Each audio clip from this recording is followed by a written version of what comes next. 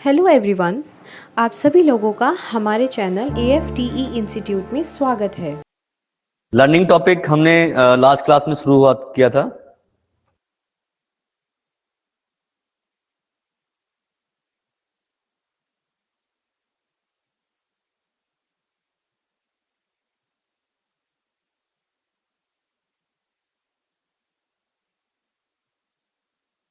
बच्चों अभी भी मैं नहीं दिख पा रहा हूँ आप लोगों को।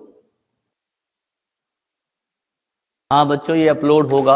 ये वीडियो जो है रिकॉर्ड हो रहा है ये, और इसके बाद ये अपलोड कर दिया जाएगा। ठीक है, ओके, थैंक यू।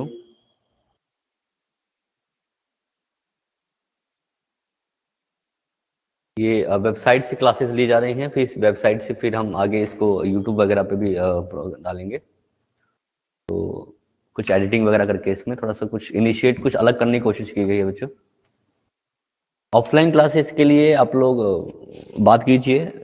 मैं नहीं बता सकता बच्चों की ऑफलाइन क्लास कब क्लास स्टार्ट होगी, बट आप जो मेन अथॉरिटी है उससे बात कीजिए। तिवारी सर हैं, उनसे बात कीजिए। कैरेक्टरिस्टिक्स ऑफ लर्निंग हो गया था, बिल्कुल ठीक है। और आज हम बात करने जा रहे हैं जो है नेचर ऑफ लर्निंग कह सकते हो या फील्ड ऑफ लर्निंग कह सकते हो, उसके बारे में पहले थोड़ा सा बात करेंगे बच्चों।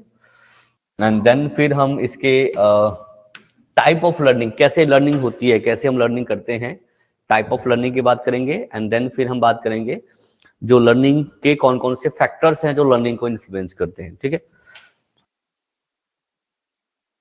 हाँ साइट पे मिलेगी आपको रिकॉर्डेड क्लासेस। नहीं नहीं, यूट्यूब पे तो बाद में रखा जाएगा। ये जो साइट जिसमें आपको लॉगिन आईडी और पासवर्ड दिया हुआ है, इसका यूज से आप लोग जो रिकॉर्ड वीडियो होगी वो भी आप देख सकते हो।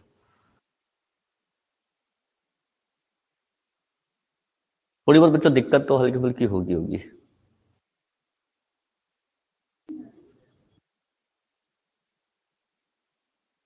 टीटेट का फॉर्म भरना था जुलाई में, जुलाई वाला ही निकलेगा बच्चे। अब तो अब अप्रैल मई तक उसके फॉर्म निकलेंगे, शायद अगस्त तक एग्जाम होंगे उसके आगे। तो आप लोग का शायद फर्स्ट तक एग्जाम हो चुका होगा उस समय तक।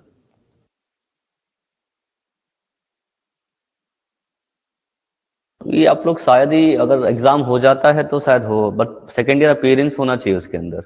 रिजल्ट अपडेट तो शायद आप लोग इस बार का तो नहीं, बट ये जिस जुलाई के बाद जो निकलेगा शायद उसमें आप लोग भरने के लिए एप्लीकेबल होंगे। एग्जाम कुछ फिक्स नहीं है बच्चे। एग्जाम का भी एक दो शायद 2 बार निकलते हैं, एक फरवरी में और एक जुलाई में के आसपास। तो फरवरी का एग्जाम जो होता है वही जो है आपका, वो आपका जुलाई तक उसका रिजल्ट आता है। जून मतलब अप्रैल तक रिजल्ट आता है, और जो जुलाई में होता है उसका अगस्त तक रिजल्ट आता है। बट मंथ आगे पीछे कभी कभार हो जाते हैं। ठीक है, कभी थोड़ा लेट निकल जाता है। ठीक है, किसी कारण, जैसे जब से वायरस, कोरोना वायरस का वो वायरस में इसमें टाइमिंग में चेंजेस आए हैं, कभी बार पोस्टपोन भी हो जाता है। अगर सब कुछ ठीक रहा तो ये इसके 2 बार एग्जाम निकलते हैं, एक फरवरी में और एक जुलाई में। जुलाई में यानी दिसंबर वाला सेशन होता है वो बच्चों।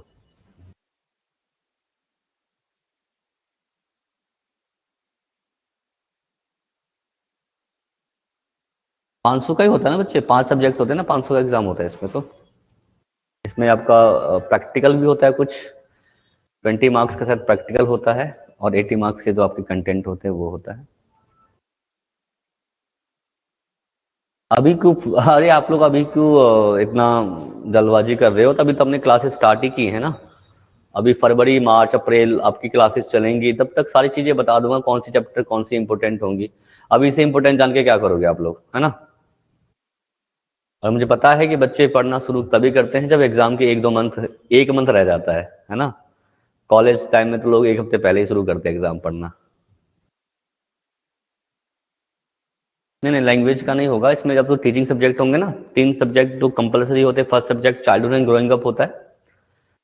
सेकेंड एग्जाम आपका वो कंटेम्प्रेरी ऑफ इंडिया, जिसमें पॉलिसीज वगैरह पढ़ोगे एजुकेशन की। और तीसरी जो है वो आपका लर्निंग एंड टीचिंग, जो सब्जेक्ट हम पढ़ रहे हैं वो। उसके बाद 2 आपके लैंग्वेज वाले, जो आपके सब्जेक्ट वाले होंगे।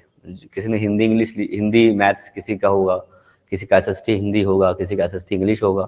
तो ये 5 सब्जेक्ट आपके होते हैं। और मेरे ख्याल से 80 नंबर का पेपर आता है, क्योंकि 20 नंबर का शायद प्रैक्टिकल होता है, हम जहाँ तक मैं श्योर हूँ। ठीक है,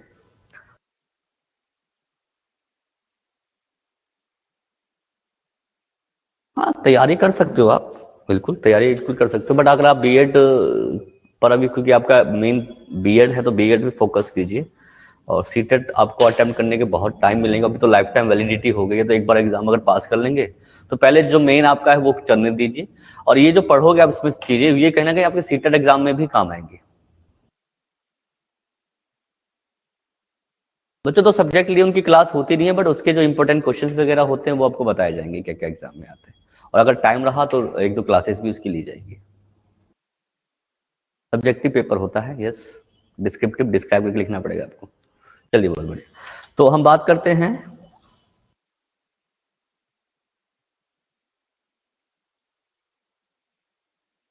टाइप ऑफ, पहले हम बात करेंगे नेचर ऑफ लर्निंग, ठीक है।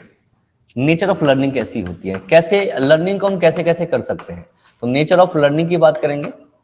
लर्निंग नेचर में कैसा होता है ना, या इसको आप फील्ड ऑफ लर्निंग भी कह सकते हो, फील्ड ऑफ लर्निंग, ठीक है, एक ही बात है।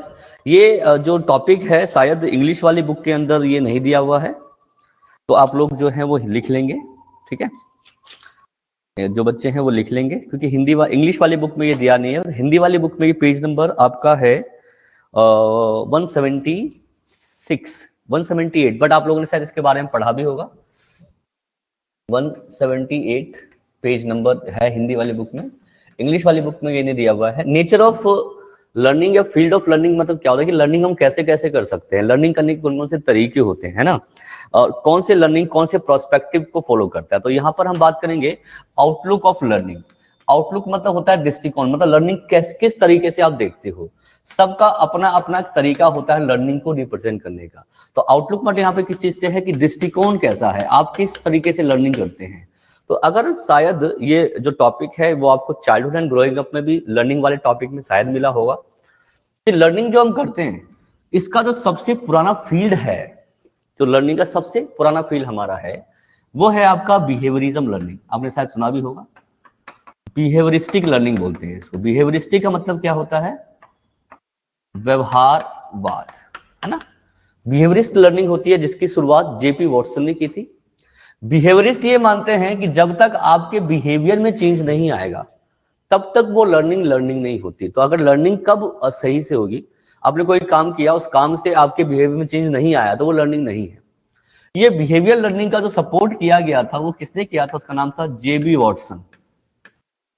जेबी वॉटसन जो बिहेवियरिस्टिक लर्निंग जो हमारी थी, जो पहली फील्ड थी, पहला जो नेचर हम कह सकते हैं लर्निंग का, वो बिहेवियरिस्ट लर्निंग था, व्यवहारवाद, जिसका जो संस्थापन मतलब जिसका जो मतलब एक तरह से स्टैब्लिश करने की वाली बात है वो जेपी वॉटसन ने किया था। और इस बिहेवियरिस्ट में लर्निंग में ये कहा जाता है कि चीजों को सीखना है तो सीखने के लिए हमें ट्रायल और एरर करने पड़ते हैं। ट्रायल और एरर यानी कि हम गलती से सीखते हैं, और गलती होना एक स्वाभाविक सी बात है कि बच्चों को सिखाते समय हम बच्चे को गलतियों से सिखाएंगे, और गलतियों को खत्म करने के लिए जितने एरर्स करेंगे, जितना बच्चा ट्राई करेगा, उतनी गलतियां हमारी क्या होती है, ठीक होती हैं। तो ये बिहेवियरिस्ट के अंदर बिहेवियरिज्म जो है वो ट्रायल एंड एरर लर्निंग को फोकस करता है। और बिहेवियरिस्ट लर्निंग कहता है कि आप हर प्रकार के व्यक्ति को, इनफैक्ट देखो लर्निंग दो प्रकार की हो सकती है, एक ह्यूमन लर्निंग होती है, एक एनिमल लर्निंग होती है, हम आगे इसके बारे में पढ़ेंगे। तो बच्चे को आप इस प्रकार के लर्निंग से एनिमल्स को भी सिखा सकते हो और ह्यूमंस को भी सिखा सकते हो, यानी कि एनिमल्स भी इससे सीख सकते हैं और ह्यूमन, क्योंकि बिहेवियर चेंज किसी का भी हो सकता है, चाहे वो एनिमल हो चाहे वो आपका ह्यूमन हो। तो ये ह्यूमन और एनिमल दोनों को ही सिखा सकते हो। और इसमें सबसे जो इंपॉर्टेंट जो थ्योरी दी थी बिहेवियर की, उसका नाम था E.L. थॉर्नडाइक, शायद आपने सुना भी होगा। E.L. थॉर्नडाइक ने ही ट्रायल एंड एरर की बात की थी। बिहेवियरिज्म को बिहेवियर कैसे चेंज होता है और उससे किस प्रकार की लर्निंग होती है, या लर्निंग कराने के लिए किस प्रकार से बिहेवियर चेंज किया जाता है, ये आपका किसने बताया था, E.L. थॉर्नडाइक ने। और E.L. थॉर्नडाइक की थ्योरी आपने शायद पढ़ी होगी, ट्रायल एंड एरर थ्योरी, जिसको हम पर्यटन एवं त्रुटि सिद्धांत कहते हैं। तो बिहेवियरिस्ट लर्निंग जो होते हैं वो ट्रायल लर्निंग पर बेस करते हैं कि बच्चे को लर्निंग करने के लिए ट्राई करना चाहिए, और जो बिहेवियर लर्निंग होते हैं वो ये कहते हैं कि लर्निंग में आप प्रैक्टिस को इंपॉर्टेंस दीजिए। तो इनफैक्ट थॉर्नडाइक ने भी कहा था कि प्रैक्टिस से लर्निंग होती है, प्रैक्टिस के साथ साथ रेडीनेस भी चाहिए होता है कि यानी कि आपको सीखने के लिए तैयार होना पड़ेगा। एंड देन वो बात करता है किस चीज की, रीइंफोर्समेंट की। रीइंफोर्समेंट मतलब वो क्या होता है कि किसी भी को भी काम करने के लिए पुनर्बलन देना, यानी कि उसको मोटिवेट करना। तो बिहेवियर जो है ये सबसे ओल्डेस्ट फील्ड है लर्निंग की, ये सबसे ओल्डेस्ट नेचर है जो कि ट्रायल एंड एरर को प्रमोट करता है। और इस बिहेवियरिज्म अप्रोच को किसने सबसे पहले स्टेबल किया था, उसका नाम था जेपी वॉटसन। और इस फील्ड में जो एजुकेशन पर काम किसने किया था, उसका नाम था ईएल थॉर्नडाइक, जो कि जिन्होंने कहा था कि लर्निंग जो होती है वो ट्रायल एंड एरर से होती है, यानी कि बर्तन एवं त्रुटि से सीखा जाता है, ठीक है। और इस बिहेवियर लर्निंग जो होती है वो एनिमल्स और ह्यूमन पर होती है, मतलब ह्यूमन भी सीख सकते हैं और एनिमल भी सीख सकते हैं। और बिहेवियर लर्निंग हमारी जो होती है वो प्रैक्टिस, रेडीनेस और रीइंफोर्समेंट, यानी कि बच्चे को रेडी करना है, प्रैक्टिस कराना है और रीइंफोर्स करना है, पुनर्बलित करना है। और जितना पुनर्बलन बच्चे को आप दोगे, बच्चा उतना ही क्या करेगा, सीखेगा और समझेगा। ये कहता है कौन, बिहेवियरिज्म, ठीक है। और बिहेवियरिज्म लर्निंग इंटेलिजेंस को इंपॉर्टेंस नहीं देता कि इंटेलिजेंस से सीखते हो, बिना इंटेलिजेंसी के भी आप सीख सकते हो। ये कहता है बिहेवियरिज्म, यानी कि व्यवहारवाद। इसमें और भी बहुत सारी थ्योरीज हैं, पैवलोव की है, स्किनर की है, बट इतना डीपली नहीं जानना हमें। बट ये जानना है कि बिहेवियरिज्म क्या होता है और बिहेवियरिज्म की शुरुआत जो है वो किसने की थी, और इसमें जो इस बिहेवियरिज्म को एजुकेशन में किस प्रकार से यूज किया जाता है, जैसे कि ईएल थॉर्नडाइक ने बताया था, वो ज्यादा इंपॉर्टेंट इसके अंदर है। क्लियर है बच्चे, यहां तक आगे बढ़ो। इंग्लिश मीडियम में वाली बुक में ये नहीं दिया हुआ है तो आप इसको लिख लेंगे। बिहेवियरिज्म अप्रोच पहला था, उसके बाद दूसरा जो है गेस्टोल्ट अप्रोच। अब देखिए मैंने क्या कहा था कि बिहेवियरिज्म बिहेवियर को फोकस करता है, व्यवहार को फोकस करता है। तो दूसरा जो फील्ड है, दूसरा जो इसका आउटलुक है, वो किस चीज की बात करता है, इसको रब कर दूं मैं बच्चों, ठीक है। शायद ये टॉपिक आपका अगर हुआ होगा फर्स्ट बुक पेपर में, चाइल्डहुड एंड ग्रोइंग अप पे आपको टॉपिक हुआ होगा, आपने मैम ने शायद स्किनर के बारे में आप लोगों को बताया होगा, ठीक है। चलिए तो मैं इसको रब कर देता हूं, हम आगे बात करते हैं। दूसरा जो फील्ड है लर्निंग का, दूसरा जो आउटलुक है, दूसरा जो नेचर है आप कह सकते हैं, वो है गेस्टोल्ट अप्रोच। अब देखिए गेस्टोल्ट अप्रोच जो है, ये अप्रोच इस अप्रोच से डिफर है और ये एक नया अप्रोच हम कह सकते हैं। बिहेवियर थोड़ा सा पुराना है, गेस्टोल्ट भी पुराना ही है बच्चों। इनफैक्ट ये जो है ये फील्ड 1920 में आई थी और इस फील्ड का मेन पर्पस होता है, गेस्टोल्ट अप्रोच का जो मेन पर्पस होता है कि बच्चों को ना होल टू पार्ट सिखाया जाए। इनफैक्ट ये जो गेस्टोल्ट अप्रोच है ये ना बेसिकली बुद्धि के प्रयोग से बच्चे कैसे सीखते, जैसे देखो बिहेवियरिज्म था, ये बिना इंटेलिजेंसी के बिहेवियर चेंज को लर्निंग मानता था कि बिहेवियर जो चेंज आएगा बच्चों में वही लर्निंग होगी। लेकिन जो गेस्टोल्ट अप्रोच है, गेस्टोल्ट अप्रोच कहता है कि भाई लर्निंग तब परिवर्तित होती है जब हम अपनी बुद्धि, अपनी इंटेलिजेंसी का यूज करते हैं, ठीक है। और गेस्टोल्ट अप्रोच की जो है, गेस्टोल्टिज्म जो है, ये कहता है कि प्रॉब्लम जो होती है वो एज अ होल होनी चाहिए, होल यूनिट में होनी चाहिए। यानी कि किसी बच्चे को प्रॉब्लम आप दे रहे हो वो कंप्लीटली होनी चाहिए, पूरी होनी चाहिए। और बच्चा होल टू क्या है, पार्ट की ओर बढ़े, यानी कि बच्चा पहले पूरे को सीखे और पूरे को से हम वो पार्ट्स की ओर लेके जाए। तो अगर जितनी अच्छी बच्चे की इंटेलिजेंसी होगी, बच्चा उतना ही चीजों को यूनिटली होल एज अ होल समझेगा और उसको पार्ट की ओर लेके जाएगा। और गेस्टोल्ट अप्रोच में कहा जाता है इनसाइट लर्निंग। इनसाइट लर्निंग का मतलब यहां पर किस चीज से है, इनसाइट मतलब होता है अंतर्दृष्टि। गेस्टोल्ट अप्रोच जो है वो अंतर्दृष्टि यानी कि इनसाइट लर्निंग को प्रमोट करता है। इनसाइट मतलब क्या होता है कि इंटरनली आप उस चीज के बारे में क्या सोचते हैं, यानी कि कोई चीज आपके सामने प्रेजेंट की जाती है या आपके सामने कोई सिचुएशन होता है तो सिचुएशन में आप इंटरनली क्या सोचते हैं और उस सोचने से, उस इंटरनल थिंकिंग से आप उस प्रॉब्लम को किस प्रकार से सॉल्व कर रहे हैं, ठीक है। तो वही सी बात है, जो गेस्टोल्ट अप्रोच है इंटेलिजेंसी को प्रमोट करता है और इंटेलिजेंसी जिसमें जितनी ज्यादा होती है वो उतना ही इनसाइटनेस यूज करता है। और इनसाइटनेस से क्या होता है, आप प्रॉब्लम के क्या निकालते हो, सडन सोल्यूशन। ऑब्वियस ही बात है, सडन सोल्यूशन निकाल पाओगे क्योंकि आपके पास इनसाइटनेस है, अंदर से उसके बारे में सोच पा रहे हो। और इनसाइटनेस ऐसे नहीं कि बना के प्लान से आती है, इनसाइटनेस हमेशा ऑल ऑफ सडन आती है। अचानक कोई प्रॉब्लम आपके सामने आया और अचानक आपने उसको क्या करते, सॉल्व कर दिया। तो इनसाइटनेस उस वही व्यक्ति यूज करता है जिसके पास क्या होती है, बुद्धि होती है। यानी कि जो गेस्टोल्ट अप्रोच है वह बेसिकली कॉग्निटिव डेवलपमेंट या कॉग्निटिव बेस्ड लर्निंग जो होती है, या आप ये कह सकते हो इंटेलेक्चुअल यानी कि बौद्धिक आधार पर जो लर्निंग होती है उसको प्रमोट करता है। तो ऑब्वियसली बात है बिहेवियरिज्म का बिल्कुल उल्टा हो गया, क्योंकि बिहेवियरिज्म बुद्धि की जगह पर बिहेवियर चेंज को मानता था, बट गेस्टोल्ट अप्रोच जो है वो whole to part problem solve की बात करता है और इंसाइटनेस लर्निंग की बात करता है। इंसाइटनेस का मतलब होता है किसी भी प्रॉब्लम का सडन सोल्यूशन निकालना, यानी कि अचानक से समाधान निकालना। ठीक है, तो बिहेवियरिज्म और गेस्टोल्ट आई होप समझ में आ गया होगा आप लोगों को। हिंदी में पेज नंबर 178 है, जैसे मैं बता चुका हूं आप लोगों को। तीसरा जो अप्रोच है बच्चों इसमें दिया हुआ है,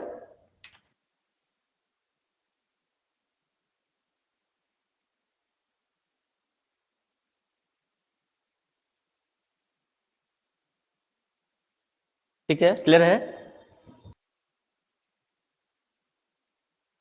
यहां तक डाउट क्लियर है बच्चों? आगे बढ़ूं?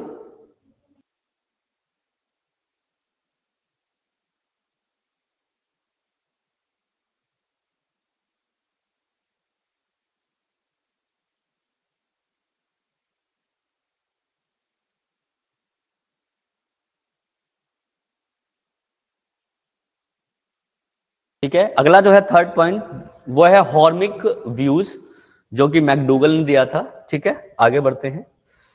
ये दो अप्रोच आपको समझ में आ गया, बिहेवियरिज्म और गेस्टोल्ट अप्रोच। नेक्स्ट की हम बात करते हैं। तो नेक्स्ट जो है हमारा तीसरा जो अप्रोच है, तीसरा जो एक तरह से फील्ड है लर्निंग को करने का, वो है आपका हॉर्मिक। हॉर्मिक अप्रोच आप लोगों ने शायद सुना होगा इसके बारे में। हॉर्मिक व्यूज जो था वो मैकडूगल ने दिया था, याद रखना, मैकडूगल। मैकडूगल नाम के व्यक्ति थे। मैकडूगल कहते हैं कि लर्निंग, बेसिकली लर्निंग करने के लिए दो चीजें होनी चाहिए। एक तो आपका गोल क्या है, गोल ओरिएंटेड होता है ना, और दूसरा लर्निंग करने के लिए आपके पास चाहिए होता है इंटरनल मोटिवेशन। जितना ज्यादा आप मोटिवेट रहते हो उतना ही ज्यादा सीखते हो। तो यानी कि हॉर्मिक जो थ्योरी है वो गोल ओरिएंटेड को मानती है, यानी कि किसी को कोई चीज सिखानी है हमें, तो हमें सबसे पहले ये मतलब डिसाइड करना पड़ेगा कि उस पर्टिकुलर पर्सन का गोल क्या है, और उस गोल को अचीव करने के लिए हम उसको मोटिवेट करते हैं। यानी कि लर्निंग करने के लिए हमें बच्चों को मोटिवेट करना चाहिए, और जितना वो मोटिवेट होते हैं उतनी लर्निंग होती है। बट मोटिवेट आप कब करोगे? जब आपके सामने एक गोल होगा, मतलब आपके सामने एक लक्ष्य होगा, लक्ष्य के अनुसार हम जो है प्रॉब्लम को सॉल्व करते हैं। तो सीधी सी बात ये करते हैं, ये जो आपका हॉर्मिक अप्रोच है वो सीधा ये कहता है कि भाई लर्निंग अगर आपको करना है तो यू मस्ट हैव अ गोल। आपके सामने गोल होगा और उस गोल को आप क्या करोगे? अचीव करोगे। ठीक है, और वो गोल को अचीव करने के लिए आप प्रॉब्लम जो है आप आगे बढ़ोगे, और ऑब्वियसली बात है प्रॉब्लम्स आएंगी आपको, और उसको सॉल्व करने की क्षमता आपके अंदर डेवलप होगी। ठीक है, ठीक है, क्लियर हुआ कि नहीं बच्चों यहां तक? ओके बच्चों, नेक्स्ट जो है वो है फील्ड थ्योरी ऑफ लर्निंग, जो कि लेविन ने दिया था। ये भी इंपॉर्टेंट है आपके एग्जाम पॉइंट ऑफ व्यू से। ठीक है, अगला जो हमारा थर्ड है वो कौन सा है? आपका फील्ड थ्योरी ऑफ लर्निंग, जो कि कुट लेविन ने दिया था। फील्ड थ्योरी क्या कहता है? फील्ड थ्योरी ये कहता है, इनफैक्ट ये कहता है कि जीवन भर आप कुछ ना कुछ सीखते रहते हो, है ना। और लर्निंग से क्या होता है? पहली बात कि आपकी पर्सनैलिटी चेंज होती है। क्या होती है? पर्सनैलिटी चेंज होती है। यानी कि आप, ये जो लर्निंग है ये आपकी पर्सनैलिटी को डेवलप करता है, पर्सनैलिटी को चेंज करता है। और एक चीज की और बात करता है जिसका नाम है लाइफ स्पेस। लाइफ स्पेस का मतलब यह है कि जीवन में बहुत सारी सिचुएशंस, परिस्थितियां आपके सामने आती हैं, और उस लाइफ स्पेस मतलब जो परिस्थितियां आपके सामने आ रही हैं उस परिस्थितियों में कुछ अच्छी होती है, कुछ बुरी चीजें होती हैं।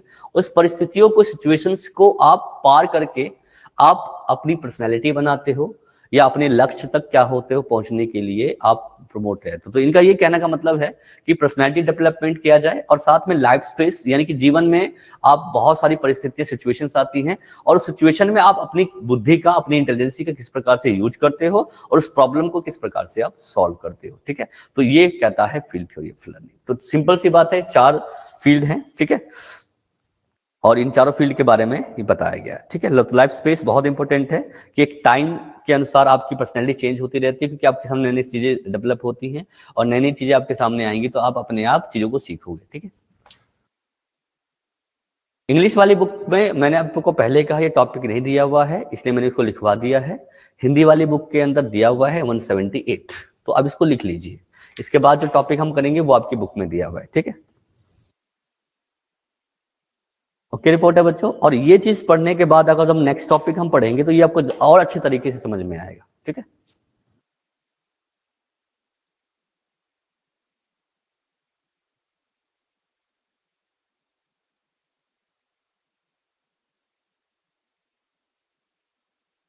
ओके बच्चों, रिपोर्ट यहाँ तक ठीक है। तो ये था आपका नेचर ऑफ लर्निंग या फील्ड ऑफ लर्निंग या प्रोस्पेक्टिव ऑफ लर्निंग कैसा होना चाहिए, कि लर्निंग हम किस किस तरीके से कर सकते हैं, कैसे कैसे हमारी लर्निंग हो सकती है, इस पे हमने अभी फोकस किया, ठीक है। क्लियर है बच्चों यहाँ तक? ठीक है, नेक्स्ट हम बात करते हैं, जो नेक्स्ट है हमारा वो है टाइप ऑफ लर्निंग। ये बहुत इंपॉर्टेंट है बच्चों, इस पर क्वेश्चंस काफी बार आया हुआ है एग्जाम पे, टाइप्स ऑफ लर्निंग। और टाइप ऑफ लर्निंग जो है वो आपकी इसमें 3 प्रकार की दी हुई है। टाइप ऑफ लर्निंग आपकी बुक में भी दिया हुआ होगा, page number 105 105 page number English वाली बुक में है, और 181 हिंदी वाली बुक में ये दिया हुआ है 181 पर, देख सकते हो आप, ठीक है।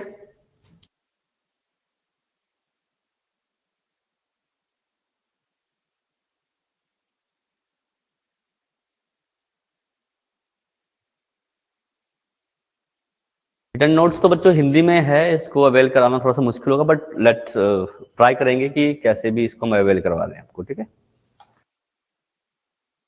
चलिए आगे बढ़ते हैं।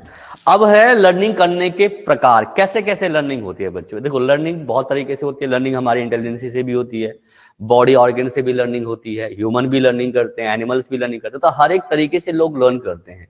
तो टाइप ऑफ लर्निंग यहाँ पर 4 प्रकार दिए हुए हैं। टाइप ऑफ लर्निंग हमारे, हालांकि आपकी बुक में, इंग्लिश वाली बुक में 3 दिए हुए हैं, बट हिंदी वाली बुक में 4 दिए हुए हैं, तो हम 4 पढ़ेंगे। ये ज्यादा ही, क्योंकि ज्यादा ही अच्छे तरीके से एक्सप्लेन किया हुआ है।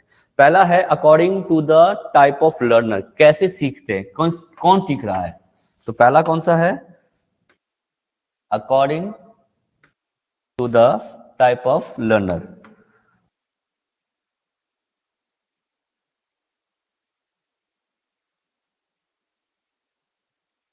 According to type of learners, कौन से लर्नर सीख रहे हैं, एनिमल सीख रहे हैं कि बर्ड सीख रहे हैं, इसमें टाइप ऑफ लर्नर्स आ गए।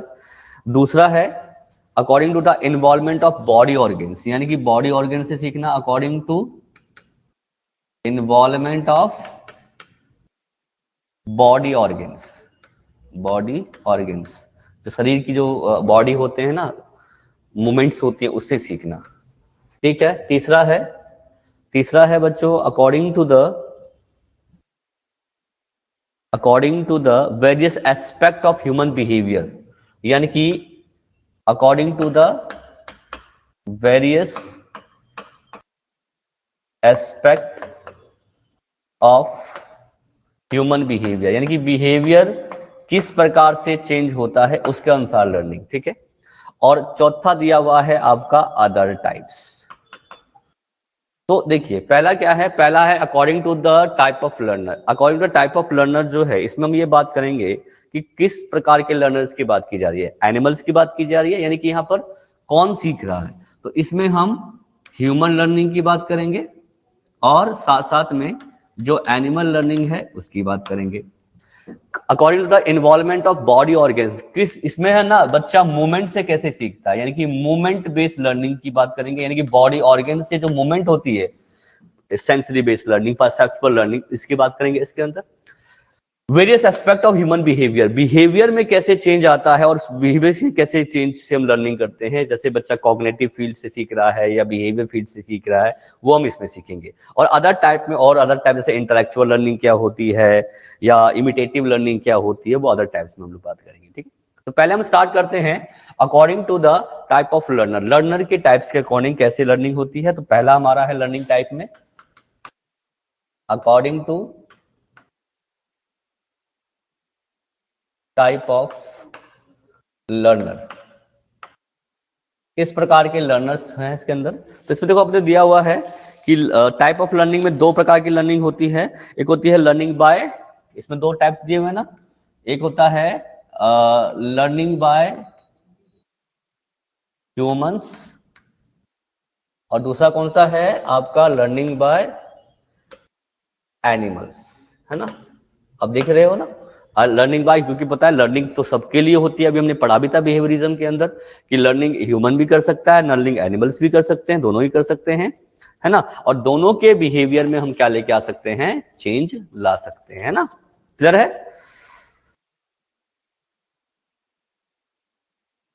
ठीक है। आपको पता ही है कि ह्यूमन लर्निंग जो होती है, ह्यूमन में आपको पता ही है कि बच्चा स्टेज को फॉलो करता है, इसमें स्टेजेस ऑफ लर्निंग होती है बच्चों। स्टेज मतलब कि बच्चा पहले इन्फेंसी में आता है ना, इन्फेंसी से बच्चा इसमें आता है, चाइल्डहुड में आता है, चाइल्डहुड से बच्चा जो है आपका एडोलेसेंट स्टेज में आता है, एडोलेसेंट स्टेज से बच्चा जो है वह आपका एडल्ट में आता है, फिर ओल्ड में आता है। यानी कि इस ह्यूमन मतलब क्या होता है कि हर स्टेज में, हर ऑब्वियसली लर्निंग हमारी एक लाइफ लॉन्ग प्रोसेस है। तो बच्चा इन्फेंसी से, इनफैक्ट लर्निंग हमारी प्रीनेटली शुरू हो जाती है, बट प्रीनेटल स्टेज के अंदर लर्निंग कैसे हो रही है हमें नहीं पता। बट लर्निंग सही रूप से कब हम देख सकते हैं, जब बच्चा इन्फेंसी यानी कि शैशव काल में होता है। तो शैशव काल से बच्चा बाल्यकाल में आ रहा है, फिर कुछ ना कुछ उसने इन्फेंसी में सीखा होगा, कुछ ना कुछ बिहेवियर चेंज यहाँ होगा, फिर चाइल्डहुड में बच्चा कुछ ना कुछ सीखा होगा, फिर आपका एडोलेसेंट स्टेज में सीखता है, फिर एडल्ट में सीखता है। तो लर्निंग लाइफ लॉन्ग चलती रहती है। और जब हम ह्यूमन लर्निंग की बात करते हैं तो ह्यूमन लर्न करने के लिए एक पर्टिकुलर स्टेजेस को क्या करता है, फॉलो करता है, यानी कि कुछ अवस्थाओं को क्या करता है बच्चों, फॉलो करता है। ठीक है, क्लियर है, ठीक है।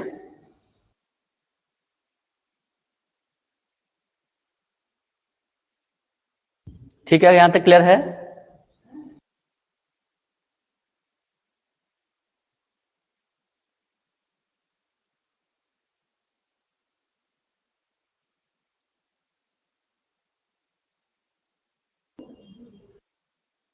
ओके रिपोर्ट है, चलिए बहुत बढ़िया।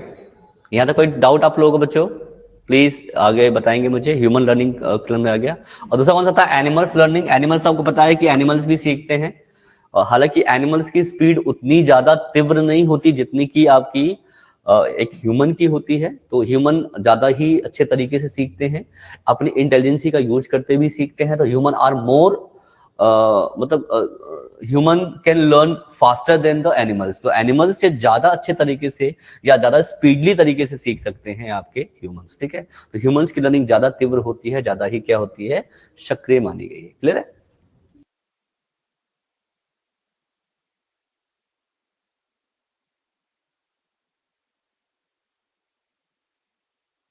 ठीक है बच्चों।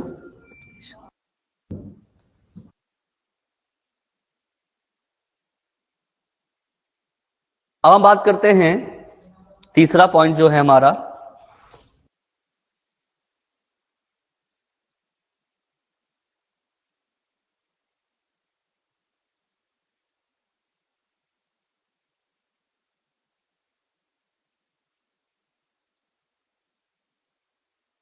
क्लियर है बच्चों। चलो आगे बढ़ते हैं फिर इसी बात पे।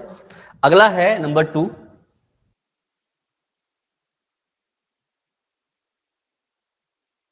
पहला हमने पढ़ा भी, आपको अब पढ़ेंगे हम, according to the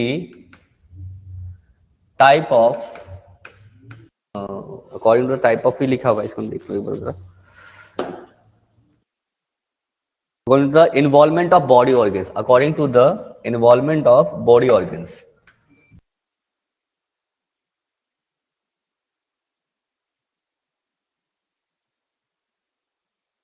involvement of body organs। ठीक है, बॉडी ऑर्गेन्स का इन्वॉल्वमेंट होता है। और ये जो आपका according to the body organs है, ये भी दो प्रकार के दिए हुए हैं। इसमें सबसे पहला है आपका मोटर मूवमेंट, मोटर लर्निंग जिसको हम लोग कहते हैं। और दूसरा है जब हम अपने ब्रेन का, मस्तिष्क का प्रयोग करते हैं। देखिए ब्रेन का जो पार्ट होता है ये भी हमारे बॉडी के अंदर ही आ जाता है, आपके जो बॉडी ऑर्गन्स में आ जाता है। तो ब्रेन से क्या इमेजिन करते हो, क्या सोचते हो, तो इसमें आ जाता है। दूसरा जो होता है इसको बोलते हैं आइडिएशन, आइडिएशन लर्निंग बोलते हैं इसको, आइडिनेशनल लर्निंग बोलते हैं इसको बच्चों, यानी कि जो बेस्ड होता है आपके आइडियाज पर। ठीक है, तो आइडिएशन लर्निंग कहा जाता है इसको। आइडिनेशनल लर्निंग कहा जाता है, यानी कि जो बेस्ड होता है आपके विचारों पर। तो ऑब्वियसली बात है, इसका कनेक्शन जो है आपकी ब्रेन यानी कि आपके माइंड से है, और इसका जो कनेक्शन है आपकी किससे है, मोटर मूवमेंट से है, यानी कि आपकी शरीर की क्रियाओं से है। शरीर के जो ऑर्गन्स जो मूव होते हैं, शरीर के ऑर्गन्स जो बच्चा सीखता है, वो आपका इसके अंदर आपका आ जाता है। ठीक है, ठीक है बच्चों, यहां तक ठीक है। चलें आगे बढ़ें।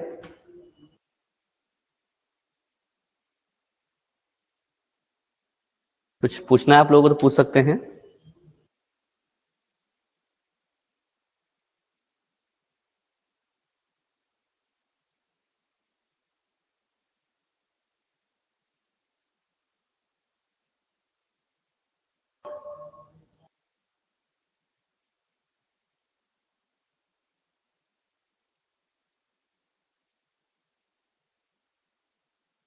देखो, जो कवर नहीं है उसको मैं आपको बता देता हूँ, लिखवा देता हूँ ना बच्चों। इनफैक्ट जो चीजें नहीं होती हैं उसके बारे में मैं आपको इन्फॉर्मेशन दे सकता हूँ, और आप लोग बाकी चीजें जगह से भी पढ़ भी सकते हैं, किसी और बुक से पढ़ भी सकते हैं। तो उतनी डीपली चीजें नहीं होती हैं कि आपको वो जो आपका रह जाएगा। छोटी मोटी चीजें, जैसे आपको मैंने अभी चीज बताई, उतनी लंबी चीज थी नहीं, है उतना लंबा टॉपिक था नहीं, 4 नंबर का क्वेश्चन अगर बनता भी तो बनता। तो मैंने आपको उस चीज को समझा दिया कि किस प्रकार की चीजें होती हैं। तो जो चीजें इस बुक में नहीं है वो चीज मैं आपको पढ़ा देता हूँ, समझा देता हूँ, सो दैट, और आप लोग कोशिश कीजिए कि उसको हल्का हल्का एक एक लाइन में अपने आप से भी इसको लिख लीजिए, सो दैट कि आपको याद रहे कि हमने इसके अंदर क्या पढ़ा है। ये अब आपको बता दूं मैं, इस इंग्लिश वाली बुक जो आपके पास है, इस बुक में बहुत कम कंटेंट दिया हुआ है, और हिंदी वाली बुक आप देख ही रहे हो ना, हिंदी वाली बुक जो है ज्यादा मोटी दिख रही है आप लोगों को, इंग्लिश वाली बुक उसके कंपैरिजन में थोड़ी सी कम पतली है। तो इसमें थोड़ी सी चीजें अच्छी दी हुई है, मतलब अच्छी क्या, ज्यादा दी हुई है चीजें, तो इसमें भी अच्छी दी हुई है, बट इसमें थोड़ी सी डिटेल, हल्की सी डिटेल दी हुई है। तो जो चीजें इसके अंदर बुक में नहीं होती हैं, मैं कोशिश करता हूँ कि वो आपको मैं लिखवा कर समझा दूं। तो इतना तो मैं, ऑब्वियसली बात है, मुझे पता है कि आपके पास वो कंटेंट नहीं है, तो मैं उसके बारे में आपको लिखना पड़ेगा, समझना पड़ेगा। ठीक है, तो मैं कोशिश करता हूँ कि उसको उसमें लिखवा के समझा दूँ आप लोगों को।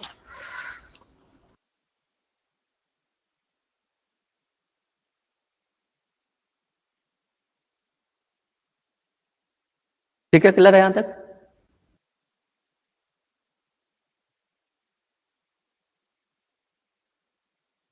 अदर बुक मैं आपको बता दूंगा। अभी फिलहाल तो लक्ष्मी पब्लिकेशंस की बुक आती है, इनफैक्ट ये भी लक्ष्मी पब्लिकेशन की ही होगी। आप एक बार मार्केट से पता करना कि लक्ष्मी पब्लिकेशन की कोई दूसरी बुक भी आ रही है क्या। इनफैक्ट सारी चीजें इसके अंदर आपको मिल जाएंगी। और सही बात ये कि जो चीजें नहीं दी हुई हैं इसके अंदर, तो वो ज्यादा इंपॉर्टेंट नहीं है जो एग्जाम पॉइंट ऑफ व्यू से, बट कुछ नहीं कह सकते, आना तो एग्जाम आ सकता है, एग्जाम में आ भी सकता है। तो आप लोग कोई, अगर आपको लगता है कि कुछ और बुक में, तो आप पता कर लीजिए, टॉपिक को देख लीजिए कि टॉपिक है कि नहीं है, और उसको ले लीजिए अगर आपको हो सकता है, पॉसिबिलिटी है तो। अदरवाइज इसमें जितना है वो इनफ है, यही चीज आप पढ़ लोगे ना तो भी आप एग्जाम क्लियर कर जाओगे, इसकी गारंटी। और इसी में से ही आता है एग्जाम में, मैंने आपको कहा कुछ भी बाहर से नहीं आएगा, इसमें से ही आएगा। और छोटी मोटी चीजें जो हैं, जो नहीं दी हुई हैं, वो मैं आपको लिखवा ही देता हूँ। तो उसके लिए आपको अलग से बुक लेना पड़े तो वो कोई बेनिफिट नहीं होगा इसका। टीचिंग सब्जेक्ट की क्लासेस मैंने आपको भी बताया कि इसकी क्लासेस नहीं होती हैं, उसकी लास्ट में हम 1-2 क्लासेस में उसकी थोड़ा बहुत आपको जनरल सा रिव्यू देते हैं, थोड़ा सा उसके बारे में थोड़ा शॉर्ट में बताते हैं। बट इंपॉर्टेंट क्वेश्चंस की बात है जहां तक, तो इंपॉर्टेंट क्वेश्चंस बताए जाते हैं, क्योंकि पेडागोजी सब कुछ है बच्चों इसके अंदर, पेडागोजी ही होती है सब कुछ, और कुछ नहीं होता। और वो बुक में भी आप सेम चीजें पढ़ोगे जो आप लोग फर्स्ट सेकंड थर्ड बुक्स में पढ़ रहे हो, उसमें मिला जुला के काफी आपको एक से आइडिया लग जाएगा कि उस बुक में क्या चीज हमें पढ़नी है। तो वो टाइम आने पर उसके बारे में थोड़ा बहुत आप लोगों को एक गाइड किया जाएगा, आपको सजेस्ट किया जाएगा कि किसमें कितना पढ़ना और क्या क्या पढ़ना है। तो वो भी आपको, उसकी क्लास भी होगी, उसकी टेंशन मत आप लोग मत लीजिए। ठीक है, ओके, चलिए।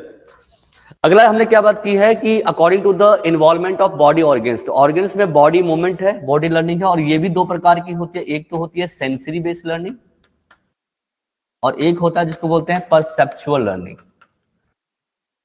Perceptual learning, sensory based learning मतलब ये होता है कि सेंसर्स का यूज करते हैं। हमारे पास 5 सेंसर्स होते हैं, जैसे आईज हो गया, आईज से देखना सीखता है बच्चा, कान से सुनना सीखता है, हाथ से वो क्या छूना सीखता है, तो मूवमेंट बच्चा सीख रहा है हाथों से, वो बच्चा लिखना सीख रहा है ना। तो जो भी बॉडी ऑर्गन्स है, इसमें क्या होता है कि सेंसरी में क्या है कि हम यूज करते हैं सेंसर्स का।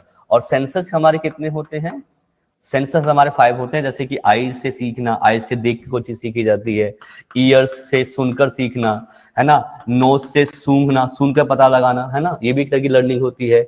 इसके अलावा टंग, टंग मतलब क्या होता है आपका जीभ, जीभ से टेस्ट लेना, तो ये भी एक लर्निंग का पार्ट होता है ना। जैसे बच्चे के मुंह में कोई चीज डालते तो बच्चा टेस्ट करता है, यानी कि वो एक तरह की लर्निंग है। और लर्निंग किस चीज से है, वो सेंसरी बेस्ड लर्निंग का पार्ट होता है आपका, ठीक है।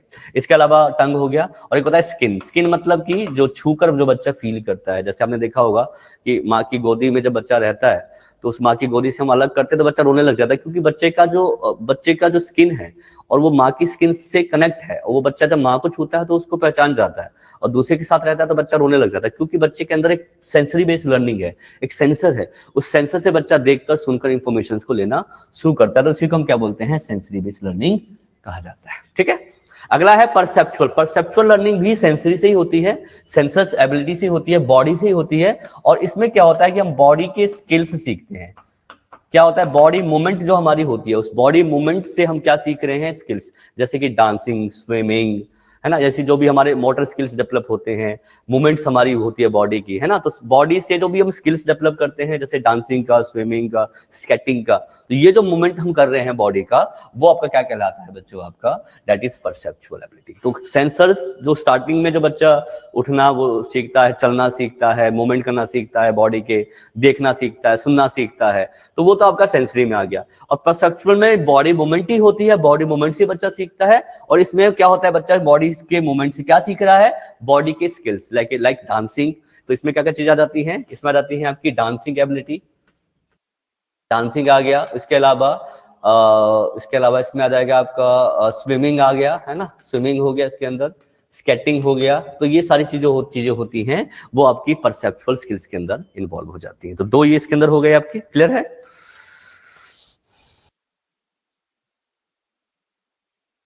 है ना। तो परसेप्चुअल मोटर स्किल्स बोलते हैं इसको, परसेप्चुअल मोटर स्किल्स कहा जाता है इसको, मोटर लिखना। एक perceptual motor skills, motor movement हो रही है, यानी कि आप मोमेंट से आप कोई स्किल्स डेवलप कर रहे हो।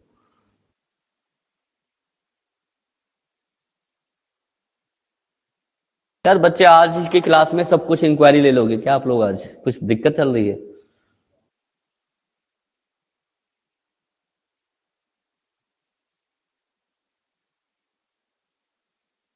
अच्छा, काम भेजा था आपने, काम चेक किसको भेजा था आपने, तिवारी सर को भेजा था ना।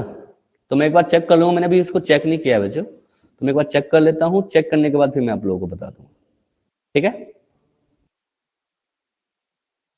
जिन बच्चों ने काम भेजा था वो मैं देख लूंगा, क्योंकि मेरे पास अभी वो आया नहीं, मैं सर से लेकर उसको चेक करके मैं आपको भिजवा दूंगा, ठीक है। चलिए टेंशन मत लीजिए आप। आंसर फ्रेमिंग जो है वो मैं आपको बता दूंगा, क्यों आप लोग इतना परेशान होते हो, बहुत परेशान हो रहे बच्चों आज, क्या बात है?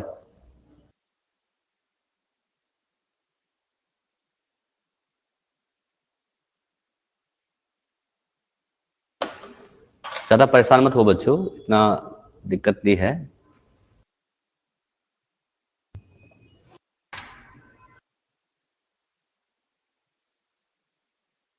और जब तो लेट ज्वाइन कर रहे हैं वो बता दो मैं आप लोगों को कि टॉपिक चल रहा है हमारा लर्निंग, और लर्निंग में हम लोग टॉपिक जो है, अभी आज हमने एक आउटलुक ऑफ लर्निंग या पर्सपेक्टिव ऑफ लर्निंग या नेचर ऑफ लर्निंग का किया है, और फिर हम अभी टाइप ऑफ लर्निंग की बात कर रहे हैं। टाइप ऑफ लर्निंग में अकॉर्डिंग टू इन्वॉल्वमेंट की बात कर रहे हैं। मोटर लर्निंग में सेंसरी, और दूसरा था परसेप्चुअल मोटर एबिलिटी, ठीक है।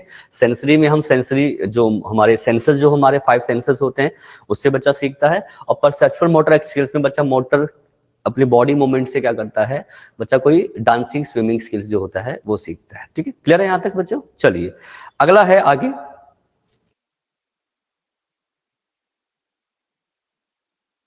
ठीक है। अगला जो है हमारा यहाँ पर, अगला है दूसरा जो था आइडिलेशन लर्निंग जो हमारी होती है, ये वाली आइडिलेशन लर्निंग। मैंने आपको क्या कहा था कि बच्चा मोमेंट के साथ साथ जो अपने ब्रेन होता है उस ब्रेन की मोमेंट को भी यूज करता है, और उस ब्रेन से बच्चा जो भी आइडियाज बना रहा है, ब्रेन की से भी जो बच्चा सिंबल्स या जो भी सिंबल्स बनाता है, जैसे प्लस माइनस को देखना, प्लस जो है एरोज को समझना, है ना, सिंबल्स को समझना, वो सारी चीजें जो होती हैं वो आइडिलेशन लर्निंग के अंदर आ जाती है। तो जिस प्रकार से मोटर लर्निंग के 2 टाइप्स हमने पढ़े हैं, सेंसर्स और परसेप्चुअल, उसी प्रकार जो आइडिलेशन लर्निंग है उसके भी इसमें 4 प्रकार दिए हुए हैं। यानी कि इसमें आइडिलेशन लर्निंग का कनेक्शन पूरा किसी से, हमारे ब्रेन से है, हमारे जो ब्रेन होता है, मस्तिष्क होता है, उससे कनेक्टेड है, ठीक है। तो इसमें 4 टाइप्स दिए हुए हैं, आप देख सकते हैं इसके अंदर, ठीक है। 4 टाइप्स कौन कौन से दिए हुए हैं इसके अंदर उन्होंने, ठीक है। तो पहला दिया हुआ है परसेप्चुअल। देखिए बॉडी अलग चीज होती है, बॉडी परसेप्चुअल अलग चीज होती है और परसेप्चुअल लर्निंग अलग चीज होती है ना। दूसरा है आपका परसेप्चुअल लर्निंग हो गई। दूसरा जो है बच्चों आपका जिसको बोलते हैं कॉन्सेप्चुअल लर्निंग। कॉन्सेप्चुअल लर्निंग में कॉन्सेप्ट्स को समझना, है ना। तीसरा लर्निंग जो है उसको हम कहते हैं कौन सा, that is associative learning. Associate कैसे करता है बच्चा, एसोसिएटिव लर्निंग। और जो चौथा दिया हुआ है उसको कहा जाता है, जो फोर्थ वन है, तो इसको मैं थोड़ा सा डिटेल से लिख देता हूं नेक्स्ट पेज पे, ठीक है। तो आइडियलेशन लर्निंग की बात कर रहे हैं, कनेक्टेड टू द आइडियाज।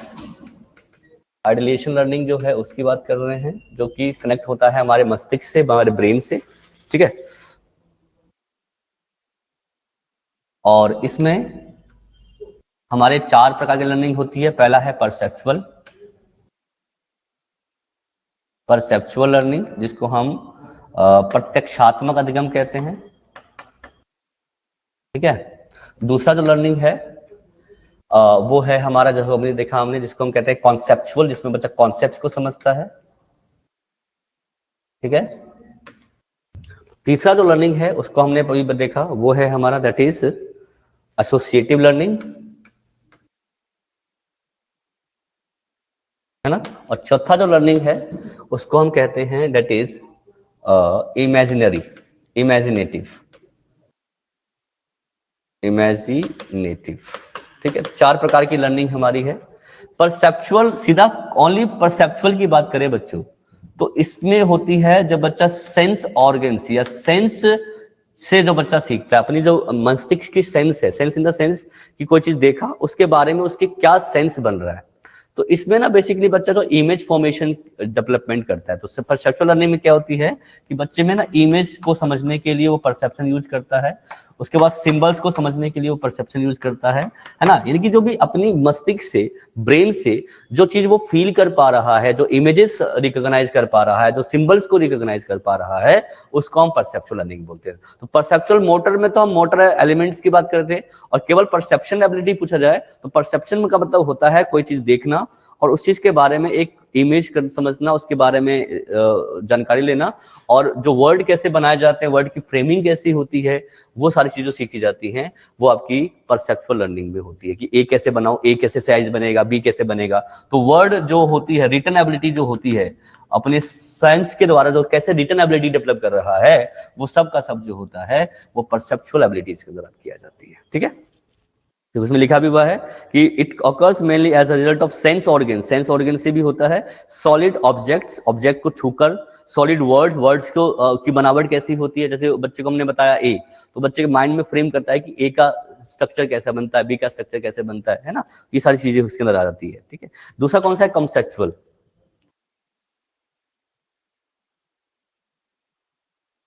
कोई बात नहीं, नहीं दिया हुआ है तो कोई नहीं, मैं यहाँ पे बता रहा हूँ, ये देख सकते हो आप लोग। दूसरा है कॉन्सेप्चुअल। कॉन्सेप्चुअल मतलब होता है किसी व्यू को समझना, किसी कॉन्सेप्ट को समझना, किसी इंफॉर्मेशन को समझना। यानी कि जब बच्चा कोई चीज को देखता है तो उसके बारे में वो क्या इंफॉर्मेशन ले रहा है, यानी कि किसी कॉन्सेप्ट, किसी व्यूज को समझना होता है, उसे हम कॉन्सेप्चुअल लर्निंग बोलते हैं। जैसे एक जरा सा एग्जाम्पल है, जैसे बच्चे को पहली बार हमने दिखाया काउ, तो बच्चे ने काउ देखा, तो बच्चे मान लो कि काउ देखा और उसको बोलता है काउ, तो काउ कैसा होता है, काउ व्हाइट कलर का होता है कि सफेद कलर का होता है। तो देखा कि एक गाय है जिसके 4 पैर हैं, तो वो क्या है, काउ है, वो कैसी है, व्हाइट कलर की है। तो इसने आज क्या एक कॉन्सेप्ट तैयार किया, जिसको प्याजे ने स्कीमा कहा था, जैसा आपने शायद पढ़ा भी होगा। तो कॉन्सेप्चुअल लर्निंग मतलब होता है किसी चीज को देखने के बाद आप उसके बारे में क्या व्यू बनाते हैं, तो व्यू जो बनाने की एबिलिटी होती है उसको हम कॉन्सेप्चुअल लर्निंग में रखते हैं, ठीक है। जैसे मैं बच्चे ने पहली बार गाय देखा, तो गाय के इसने देखा भाई गाय है, बट गाय क्या है, गाय के 4 पैर हैं और एक पूंछ है, तो 4 पैर एक पूंछ और जो व्हाइट कलर की चीजें होती है वो गाय यानी कि काव होती है, तो उसे हम बोलते हैं कॉन्सेप्चुअल लर्निंग। कॉन्सेप्चुअल मतलब कि जो कॉन्सेप्ट को समझना, किसी व्यू या किसी प्रकार की एनवायरमेंट से इंफॉर्मेशन कलेक्ट करना, ठीक है। It is known as abstract learning. It is in this concept abstract ideas are learned. कोई आइडियाज या कोई व्यू जो होता है वो लर्न किया जाता है, ठीक है।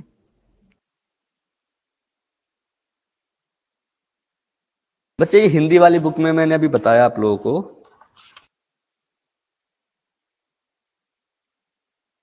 प्रत्यक्षात्मक लर्निंग हो गई, है ना। प्रत्यक्षात्मक, गतात्मक लर्निंग हो गई, विचारात्मक में आ गया पहले हमारा संप्रत्यात्मक, साहचर्य और काल्पनिक सब कुछ दिया तो हुआ है इसके अंदर।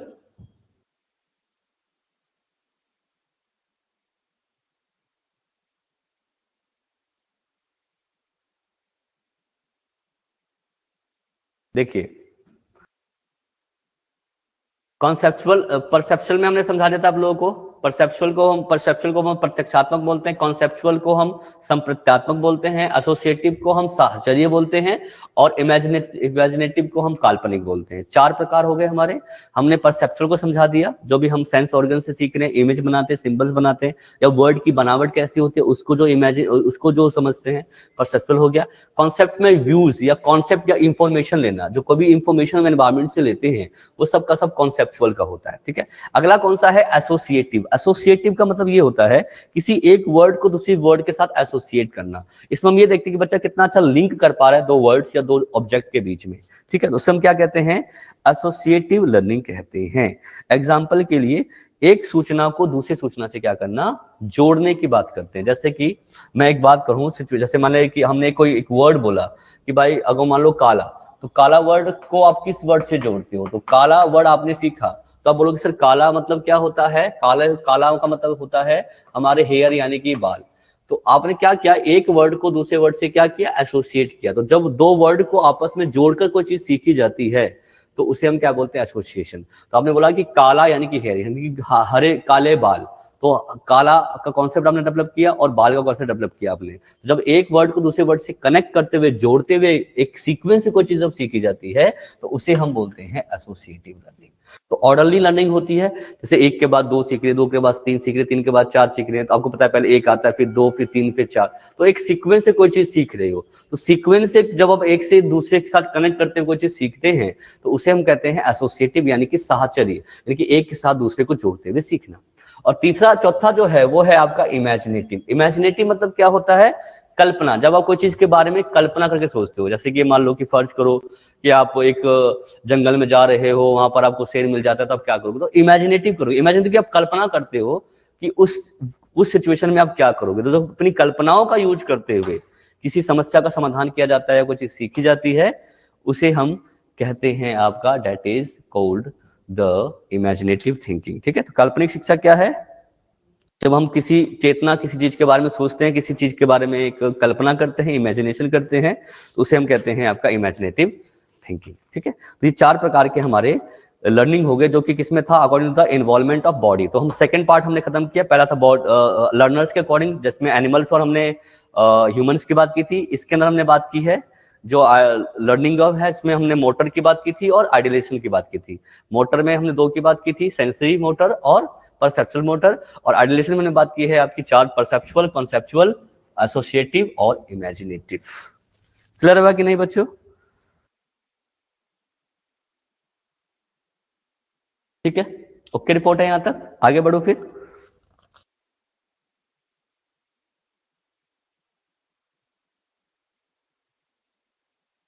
ठीक है, अगला है वेरियस एस्पेक्ट। कौन कौन से ह्यूमन एस्पेक्ट होते हैं लर्निंग करने के, कैसे कैसे बच्चा सीखता है, उसके बारे में बात करेंगे, ठीक है। ठीक है, तो अगला हमारा जो थर्ड पार्ट था टाइप ऑफ लर्निंग में, वो था according to the human behaviour, है ना, according to the various aspect of human behaviour. तो थर्ड हमारा कौन सा है? According to various aspect of human behaviour. जो ह्यूमन बिहेवियर होता है, बिहेवियर किस किस प्रकार से, किस किस तरीके से बिहेवियर में चेंज आता है, कैसे कैसे हम व्यवहार में चेंज ला सकते हैं, है ना। तो ये सब की बात इसमें करते हैं हम लोग, ठीक है। तो इसमें बेसिकली 4 एस्पेक्ट दिए हुए हैं, cognitive, affective and cognitive. 3 effect main दिए हुए इसके अंदर, ठीक है। तो बच्चे इसमें 3 प्रकार की लर्निंग आ जाती है। एक आती है कॉग्निटिव लर्निंग, एक होती है अफेक्टिव लर्निंग, और एक होती है आपकी दैट इज साइकोमोटर, जिसको हम कॉग्निटिव भी कह देते हैं। ये बहुत इंपॉर्टेंट है, ये ब्लूम टैक्सोनॉमी में पढ़ने को मिलेगा आप लोगों को। कॉग्निटिव जो होता है, कॉग्निटिव मतलब होता है कि आप अपनी थिंकिंग से सीख रहे हो, आप कोई चीज सोचते हो या आप अपनी इंटेलिजेंसी का यूज करते हुए कोई चीज सीख रहे हो, है ना, या आप अपनी डिसीजंस मेकिंग करते हो, डिसीजन से कोई चीज आप सीख रहे हो, डिसीजन लेना सीख रहे हो आप, या आप किसी भी चीज को एनालाइज करके सीखते हो, तो वो किस में आ जाता है आपका, डेट इज नॉलेज। तो कॉग्निटिव लर्निंग मतलब मेंटल लर्निंग से है, जिसमें बच्चा थिंकिंग के माध्यम से सीखता है, जिसमें बच्चा इंटेलेक्चुअल माने कि बौद्धिकता से सीखता है, अपनी बुद्धि का प्रयोग करके डिसीजंस मेकिंग करता है, या एनालिसिस यानी कि विश्लेषण के माध्यम से क्या करता है, सीखता है। अगला है अफेक्टिव लर्निंग। अफेक्टिव का मतलब होता है इमोशन से। तो इसमें होती है बच्चा फीलिंग से सीखता है, फीलिंग किस प्रकार से डेवलप करनी है, कैसे फील करना है, कैसे उसको अपने फीलिंग यानी कि अपने इमोशंस में इसको कनेक्ट करना है। तो इमोशनल लर्निंग जो हमारी होती है उसी को अफेक्टिव। जैसे बच्चे कोई चीज, कोई रो रहा होता है तो बच्चा उस चीज को देता है, यानी कि उसके पास क्या है, इमोशन है। तो इमोशन डेवलपमेंट जो हमारे होते हैं वो हमारे अफेक्टिव लर्निंग के अंदर आ जाता है। ठीक है, तो affective learning is related to the attitudinal learning भी कह सकते हैं इसको। तो affective learning is also known as the attitudinal. जो आपके एटीट्यूड में या आपके बिहेवियर में जो चेंज आता है वो कौन सी लर्निंग में आ जाती है बच्चों, दैट इज कॉल्ड द, तो इसमें कुछ पता नहीं लग रहा है लेकिन फिर भी इसमें 15, 16, 19, 20, 21, 22, 23, 24, 25, 25 है अप्रोक्सीमेट। ठीक है सर।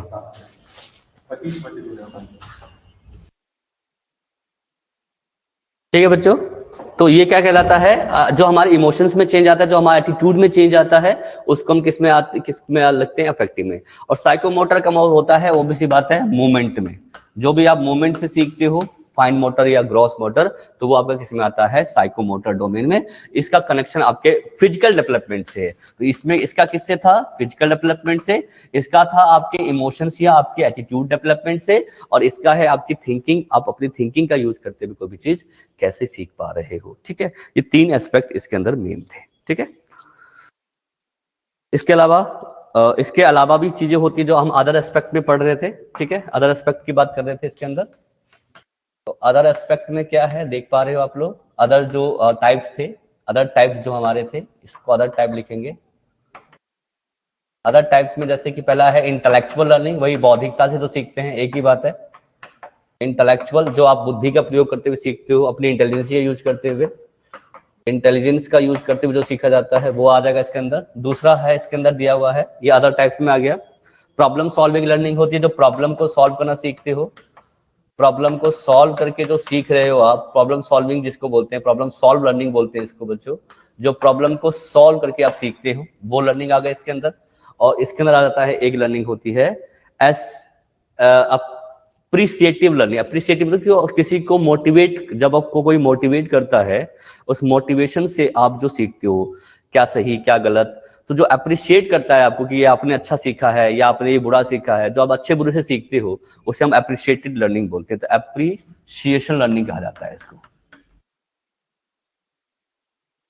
है ना, अप्रिशिएशन लर्निंग जो है ये कहा जाता है। तो ये था आपका वेरियस एस्पेक्ट ऑफ लर्निंग, जिसमें हमने बात की, और इसके बाद हमने फिर अदर टाइप्स ऑफ लर्निंग की बात की। तो इसमें सिंपल क्वेश्चन पूछ सकता है आपसे, सिंपली पूछेगा कि describe the various type of learning throw light of the process of learning. तो प्रोसेस ऑफ लर्निंग क्या होती है, या लर्निंग के कितने तरीके होते हैं, उन सब के बारे में। तो टाइप ऑफ लर्निंग क्या है, what is learning and what is are the type of learning क्या है, ये आपके एग्जाम में पूछ सकता है क्वेश्चन इसके ऊपर। ठीक है,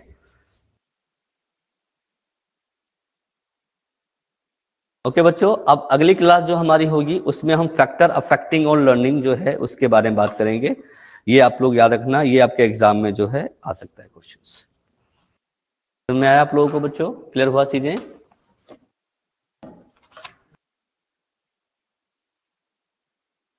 बार रिप्लाई करेंगे, जो बढ़ाया गया वो क्लियर हुआ आप लोगों को?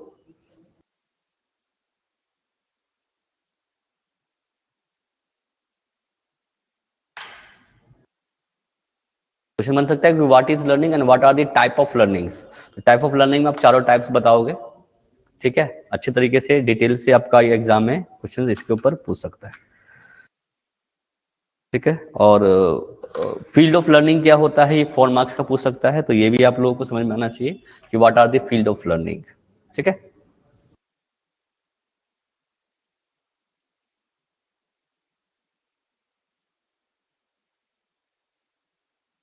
हाँ हाँ बिल्कुल, ये आपको जब एसेस मिल जाएगा तो अब ये वीडियोज तो रिकॉर्ड हो जाएंगी, उसको आप बाद में भी देख सकते हो। Thank you Priya. Next class में factor affecting of learning, learning में कौन कौन से फैक्टर इन्फ्लुएंस करते हैं उन सब के बारे में बात करेंगे।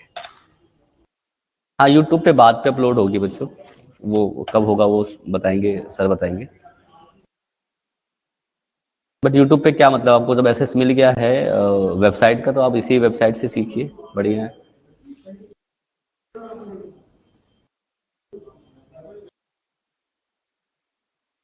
ओके बच्चों, फिर मिलते हैं नेक्स्ट क्लास में नेक्स्ट संडे और नई टॉपिक के साथ।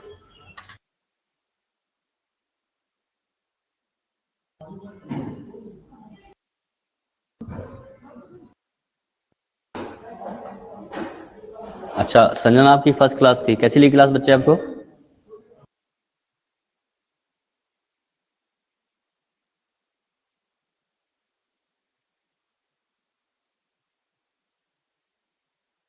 यार ये तो वेबसाइट जो बनाता है, जो आपको लिंक दिया है वही बता सकता है, क्योंकि मुझे खुद पता नहीं है कैसे होता है।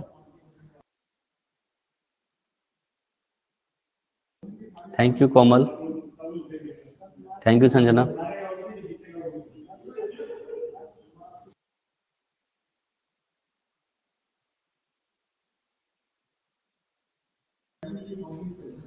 ठीक है बच्चों, मिलते हैं फिर नेक्स्ट क्लास में।